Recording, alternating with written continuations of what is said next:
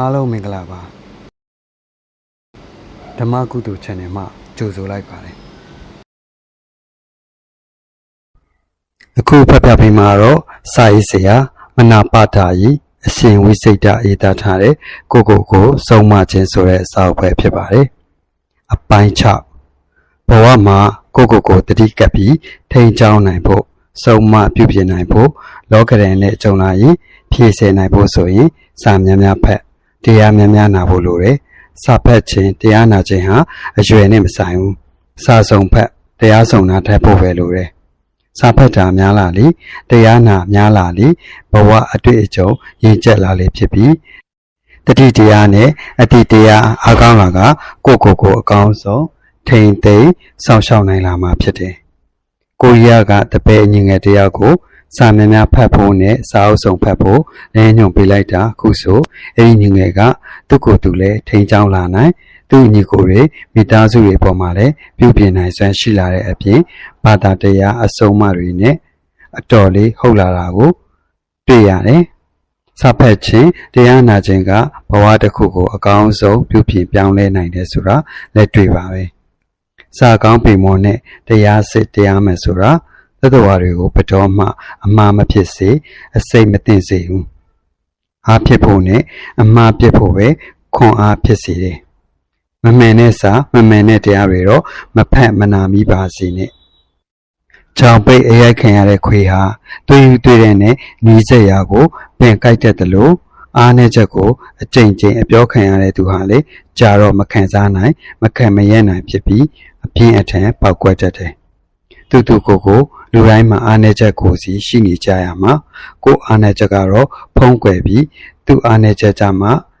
ဖိနှိပ်ကြတယ်ဆိုရင်ဒါဟာကိုချင်းစာတရားမရှိတာပါပဲမှားတတ်တဲ့တဘာဝအမှားဖြစ်ခဲ့ရင်အမှားအတွက်ပြုပြင်ခွင့်ပေးရမယ်အားနည်းချက်အပေါ်မှာနားလည်မှုပေးရမယ်ရည်ရွယ်ချက်ရှိမှားခဲ့ရင်တော့ကိုယ့်ရဲ့တီးခံနိုင်မှုခွင့်လွှတ်နိုင်မှုစွမ်းအားနဲ့တစ်ဖက်သားကိုပြောင်းလဲကြည့်ရမယ်မရတဲ့အဆုံးဥပက္ခ3ပေါ့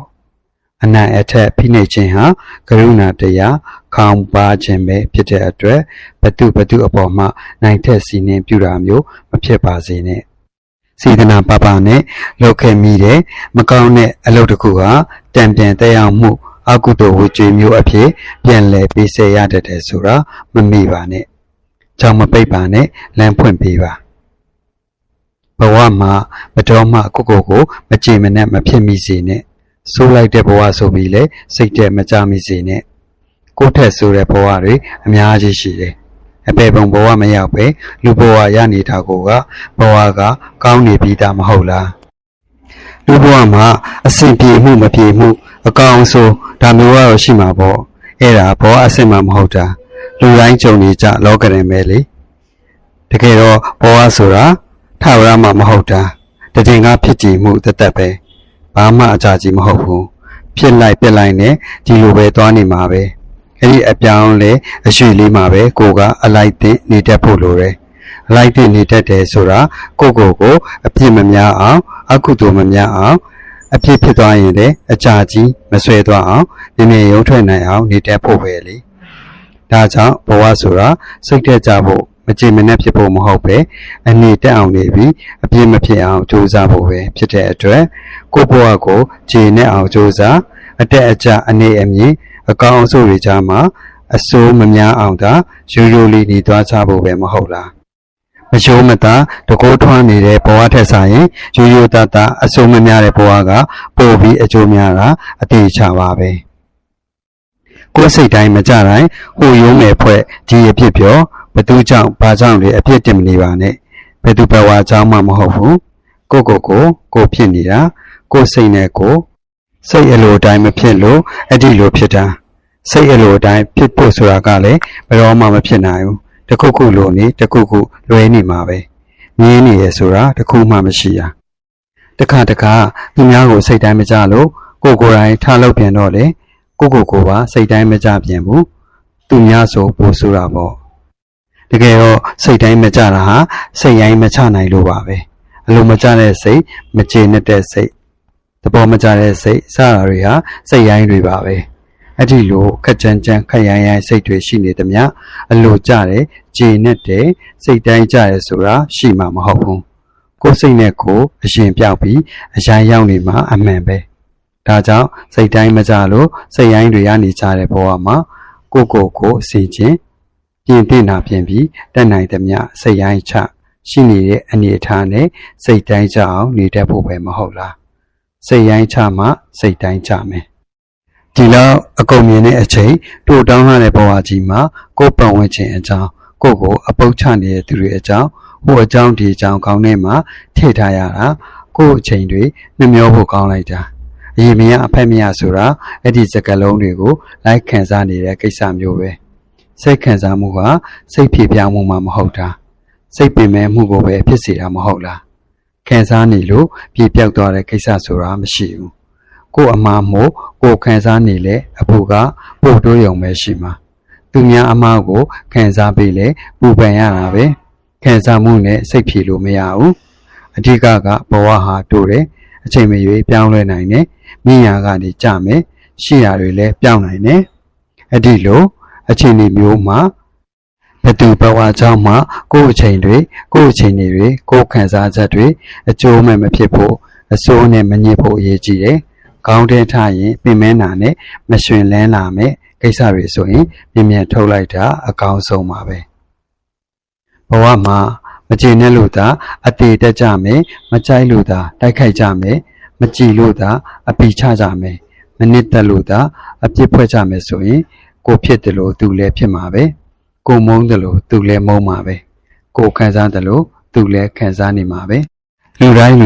သူကြိုက်နဲ့သူရှိနေကြတာမဟုတ်လားကိုကြိုက်တာကိုကြိုက်ရမယ်ကိုနှစ်သက်တာကိုနှစ်သက်ရမယ်ဆိုတာကတော့သူများမပြောနဲ့ကိုမွေးထားတဲ့သားသမီးတော့ကိုသဘောအတိုင်းဖြစ်တာမှမဟုတ်တာပဲလေကိုသဘောအတိုင်းဖြစ်ရမယ်ဆိုတဲ့တယူတန်အစွဲကြီးကလွဲနေကြတဲ့သဘောရှိတယ်တကယ်တော့လောကမှာသစ္စာမတည်သေးတဲ့များဘယ်သူမှအမှန်မမြင်နိုင်ဘူးမကျေနပ်တာမကြိုက်တာမကြည်တာမနစ်သက်တာတွေဟာကိုယ့်ဘာသာကိုယ့်အယူအဆကိုယ့်အတွေ့ကိုယ့်အမြင်နဲ့ကိုယ်ဖြစ်နေကြတာအဲ့ဒီလိုဖြစ်နေသည်များအဖြစ်တွေရခံစားနေရတာကလေကိုယ်ပဲဖြစ်နေတော့တာပေါ့ဒါဟာဒေါသရဲ့သဘောပဲဒေါသကဖြစ်တဲ့သူကိုလည်းပျက်စီးစေတယ်ပူလောင်စေတယ်ပတ်ဝန်းကျင်ကိုလည်းကိုယ်ဆက်ခံစားစေပူလောင်စေတယ်ဒါကြောင့်ဘသူကိုမှအညိုးတွေဖွဲ့အစိုးတွေထည့်မနေပါနဲ့ကိုယ့်ဘာသာကိုငဲ့ပြီးကိုပဲစင်ခြင်းကိုယ့်အမြင်ပဲကိုပြောင်းကိုဒေါသပဲကိုလျှော့အားလုံးဟာပေါ်သွားမှာပါပဲခလုတ်တိုက်လို့အပြုတ်တိုက်မယ်ဆိုရင်အဟောင်းမိုက်တာလေကိုပဲဖြစ်မှာပေါ့ခလုတ်ကကိုယ်ကိုလာတိုက်တာမှမဟုတ်တာကိုကခလုတ်ကိုသွားတိုက်တာပဲလေသွားတိုက်တဲ့သူကနာမှာပဲပေါ့ကိုတတိမရလို့ကိုဝင်တိုက်တာခလုတ်ဖြစ်မဟုတ်ဘူးကိုအဖြစ်ပဲလောကတဘာဝနေရာတိုင်းမှာတုံးမိတိုင်းမိတာတွေတော့ရှိကြမှာပေါ့တိုင်းမိလို့နာသွားရင်သူ့အဖြစ်မဟုတ်ဘူးသွားတိုင်းမိတာကိုအဖြစ်ပဲကိုတတိမမုံမိလို့ဖြစ်တာကိုစင်ကျင်မှုနေလို့ဖြစ်တာအမှန်တော့အလုံးရှိရင်ခလုတ်တိုက်မှာပဲအလုံးများရင်ခလုတ်တိုက်တာလည်းများမှာပဲအလုံးလုံးရင်ခလုတ်တိုက်မိတဲ့အခါအနာတက်တာဖို့ပဲကြိုးစားရမှာပေါ့မတိုက်မိအောင်တတိထားတိုက်မိရင်လည်းအနာမပြင်းအောင်တတိဆောင်အနာကြီးကိုအခါမငြီးမနေပဲအတိတတိနဲ့စေအလုံးကအေးစေးပါပဲမျိုးသိပ်ထားရတာတွေများလာတော့ပောက်ကွဲပြစ်လိုက်ချင်မှာပေါ့မျိုးသိပ်လက်စနဲ့ဆက်ပြီးမျိုးသိပ်ထားလိုက်ပါ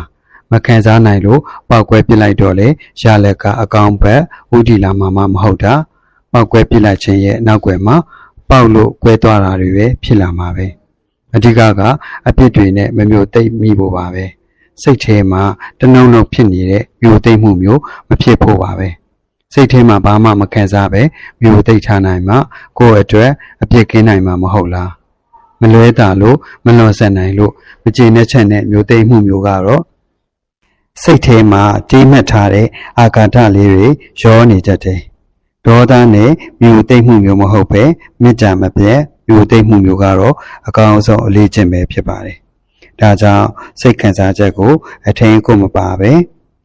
စကားလုံးတိုင်းမှာလိုက်ခံစားလိုက်တုံ့ပြန်နေရင်အပြစ်နဲ့အဆိုးကိုသာဖြစ်စေတတ်တဲ့အတွက်တချို့စကားလုံးတွေတချို့ခံစားချက်တွေကိုစိတ်ရှိတိုင်းတုံ့မပြန်ပါနဲ့ အပြစ်မပါတဲ့ရိုးရှင်းတဲ့စိတ်နဲ့သာမြို့သိမ့်လိုက်ပါနောင်တနဲ့တောကကိုသူကသက်သာစေပါတယ်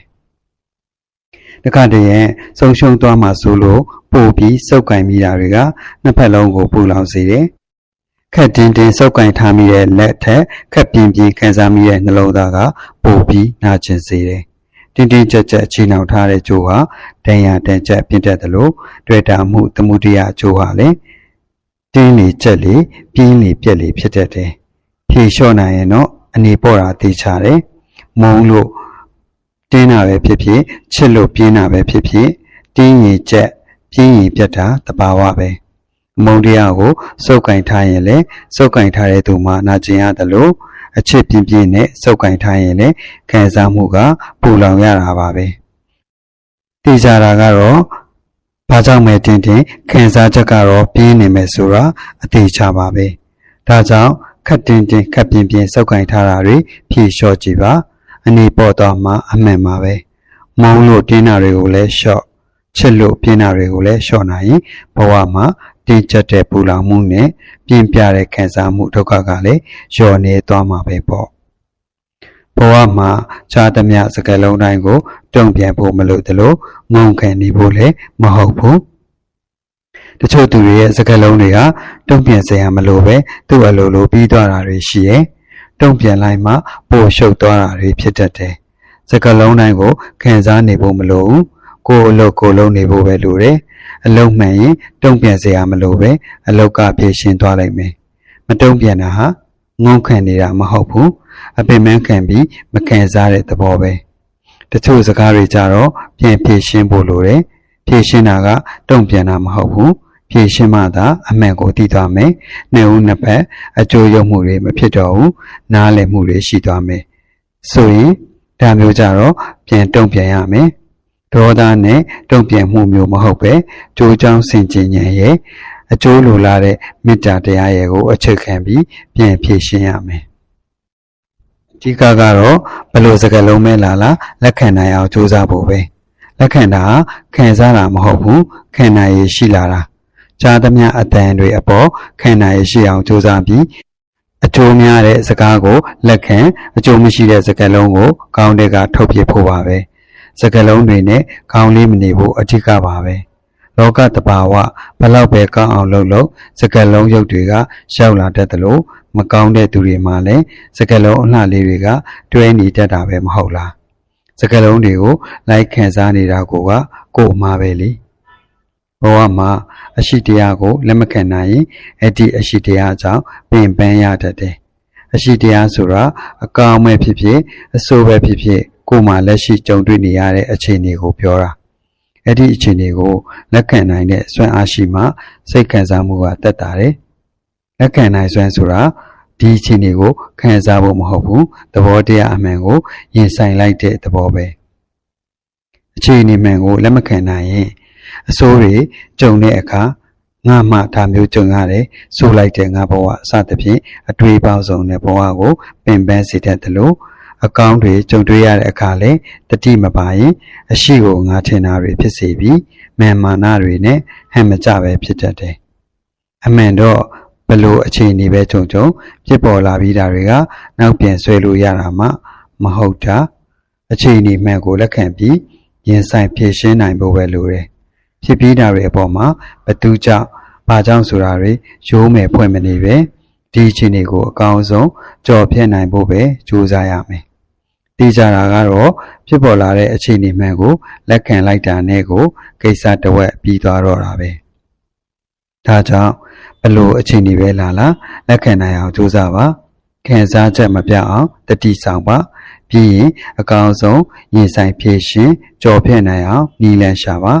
အချိန်တန်တော့လေအားလုံးဟာပြီးသွားတာပဲမဟုတ်လားဆွလွတ်ခြင်းနဲ့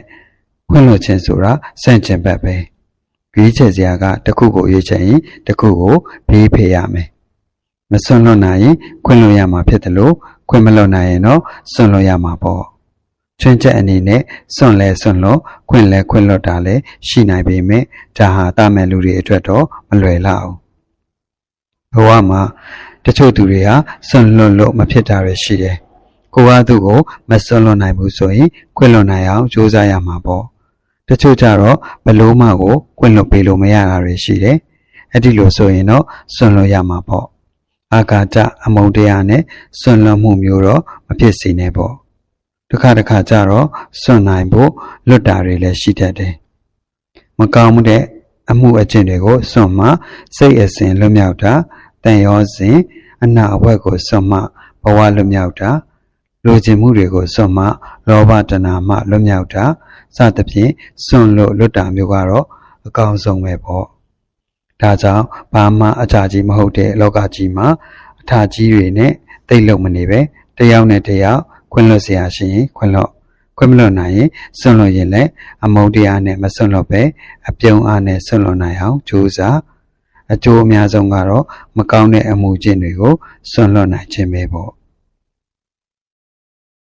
အတိုက်အခိုက်တွေကြုံနေရတယ်ဖေဟာတဲ့အဲ့ဒါယေရှုတင်ရမယ်ကိုယ်လုံးနေတာကိုသူတို့အတိအမှတ်ပြုတာပဲလို့သဘောထားလိုက်ပါအတိုက်ခိုက်တွေကပိုပြီးများလာတယ်ဖေဟာတဲ့ဒါလည်းယေရှုတင်ရမှာပဲကိုယ်လုံးတွေပိုပြီးလုံနိုင်တာပိုပြီးအရာရောက်လာတာကိုသူတို့ပိုပြီးအတိအမှတ်ပြုလာတဲ့သဘောပိုပြီးဂရုစိုက်လာတဲ့သဘောပဲရန်သူတွေတောင်ရှိလာပြီဖေဟာတဲ့ဟာအဲ့ဒါရန်သူမဟုတ်ဘူးယေရှုရှင်တွေသူတို့ကျေးဇူးကြောင့်ကိုယ်မှာပို့ပြီးတတိထားလာရတယ်၊ဂရုစိုက်လာရတယ်၊အမှားနဲ့အောင်ကြိုးစားလာရတယ်။ဒီရင်စစ်တော့အတိုက်ခိုက်ဆိုတာအလုံးလုံးနေသူတွေအတွက်အောင်မြင်ဖို့တွန်းအားပဲ။အလုံးရှိရင်အတိုက်ခိုက်ရှိမှာပဲ။ဘာမှမလုပ်ဘာမှမဟုတ်ရင်ဘာအတိုက်ခိုက်မှမရှိဘူးမဟုတ်လား။ဘာပဲဖြစ်ဖြစ်အတိုက်ခိုက်တွေရှိတော့လေပို့တတိထားပို့ကြိုးစားဖြစ်တော့သူတို့ကိုယ်တော့ရှာကြံပြီးကျေးဇူးတင်ရမလို့ပါပဲ။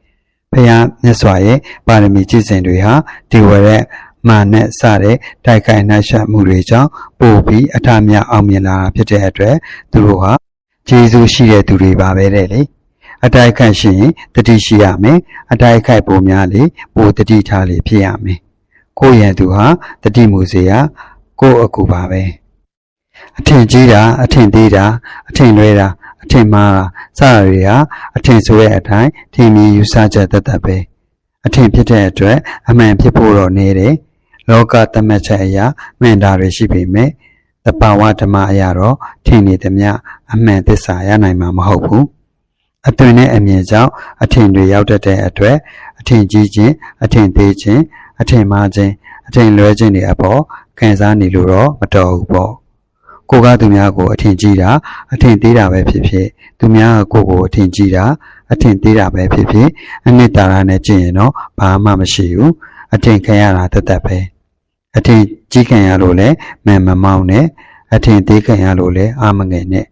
အထင်လွဲခံရလို့လဲတရားမလွဲနဲ့အထင်မှားခံရလို့လဲအမှားမရှောင်နဲ့အထင်ဆိုတာအမှန်တွေမှမဟုတ်တာတကယ်မဟုတ်ဘူးဆိုတာသိရင်ဘာမှခံစားစရာမရှိဘူးအဓိကကကိုအထင်မကြီးဖို့ပဲကိုအထင်မမှားဖို့ပဲကိုအထင်မလွဲဖို့ပဲကိုနဲ့ရှင်ပြီးဘသူကိုမှလည်းအထင်မသေးမိဖို့ပဲ